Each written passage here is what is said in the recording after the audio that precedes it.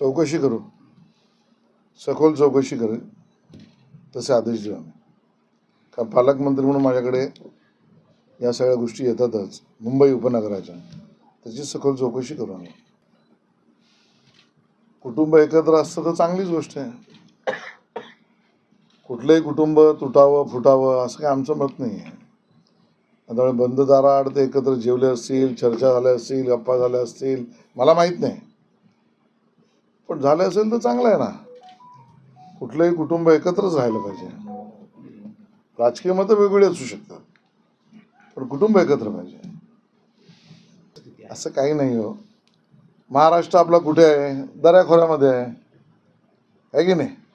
मग दरे गावाला गेले उपमुख्यमंत्री, तर नाराज कुठे झाले? तर महाराष्ट्र बघायचं असेल तर दऱ्याखोऱ्यात दरेगावात जावंच लागतं.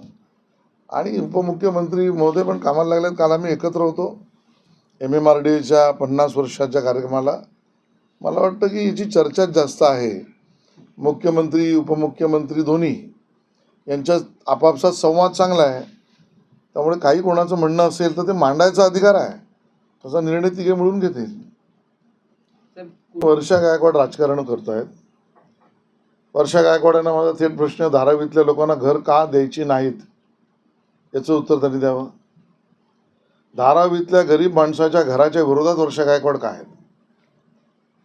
या राज्यामध्ये किंवा देशामध्ये असा पहिला प्रकल्प आहे की ज्यात अपात्र झोपडपट्टी धारकांना सुद्धा घर मिळणार आहे.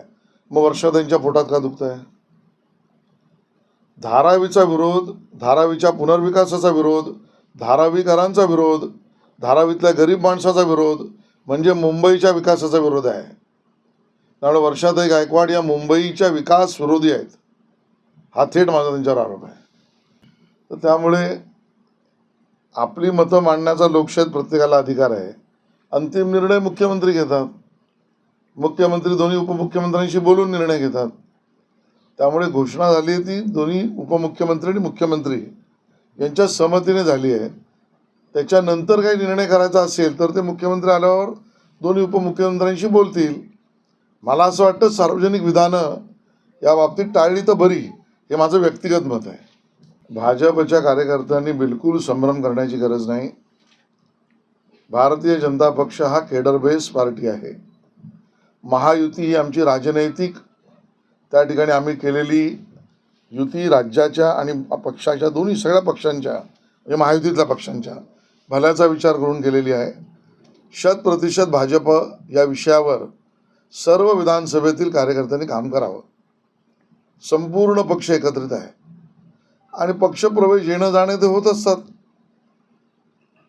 त्यामुळे त्याच्यावर मी काय प्रतिक्रिया द्यायची गरजच नाही. माझ्या माहितीप्रमाणे काल आमचे कार्यकारी अध्यक्ष यांनी त्याच्यावर प्रतिक्रिया दिलेली आहे.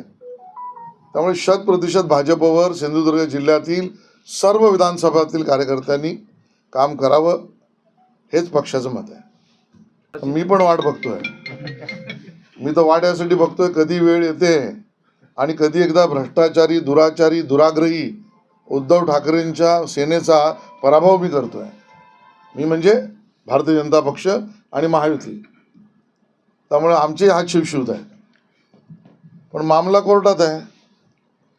कोर्टामध्ये त्या आरक्षणाच्या विषयामध्ये एकदा तो तिढा सुटला किंवा तो प्रश्न सुटला किंवा तो निवाडा झाला का 2 हात करायला आम्ही तयार आहोत.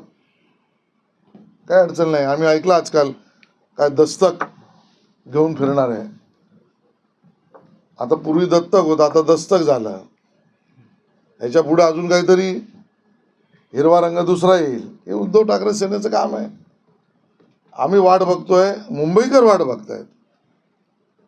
या 25 वर्षामध्ये जो बट्ट्याबोळ आणि भ्रष्टाचार, उद्धव ठाकरे त्याला जबाबदार आहेत, आदित्य ठाकरे त्याला जबाबदार आहेत आणि मुंबई त्याचा उपटा काढल्याशिवाय राहणार नाही. निर्गुण हत्या आहे ती.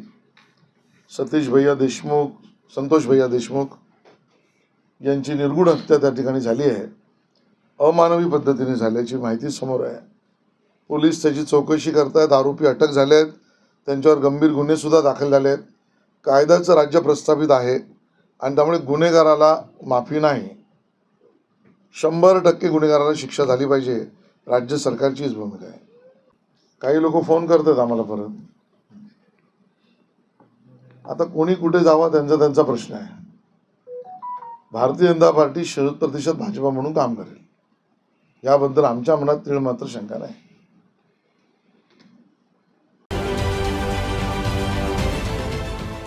देश विदेशातील प्रत्येक घडामोडींचे लाईव्ह अपडेट मिळवण्यासाठी आता साम टीव्हीच्या सर्व सोशल मीडिया प्लॅटफॉर्मला लाईक, फॉलो आणि सबस्क्राईब करा.